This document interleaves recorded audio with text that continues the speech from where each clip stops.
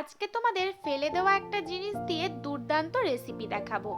এই যে পটলের খোসাগুলো, এগুলো তো ফেলেই দাও, চলো এটা দিয়ে একটা ভর্তা বানানো দেখাই। যদিও বা আমিও ইনস্টাগ্রামেই দেখেছিলাম, আজ ট্রাই করলাম।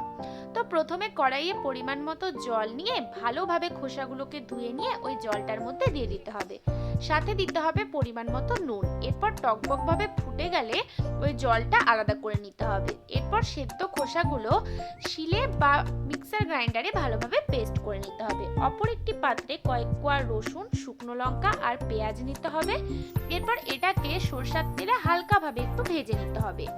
ভাজা হয়ে গেলে ওটাকে তুলে নিয়ে ওটাও বেটে নিতে হবে, যেমন তোমাদের সুবিধা হয়। আমি যেমন মিক্সিতেই বেটেছি, হাতে বাটলে নাকি স্বাদ আরো ভালো হয়। তো যাই হোক, তারপর ওটাও বাটা হয়ে গেলে কড়াইয়ে সর্ষের তেল দিয়ে ওই মশলাটা আগে দিয়ে দিতে হবে। দেন তারপর ওপর থেকে যে খোসাগুলো বেটেছিলাম সেটাও অ্যাড করে দেবো। দেন দিয়ে দেবো রেগুলার যেসব মশলাপাতি আছে সেগুলো, যেমন পরিমাণ মতো নুন, কিছুটা পরিমাণ লঙ্কা গুঁড়ো আর সাথে কিছুটা পরিমাণ হলুদ।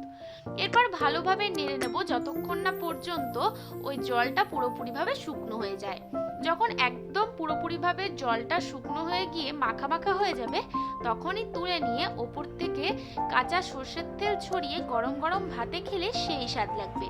ট্রাই করে দেখতে পারো, খুব সুন্দর হয়েছিল কিন্তু খেতে।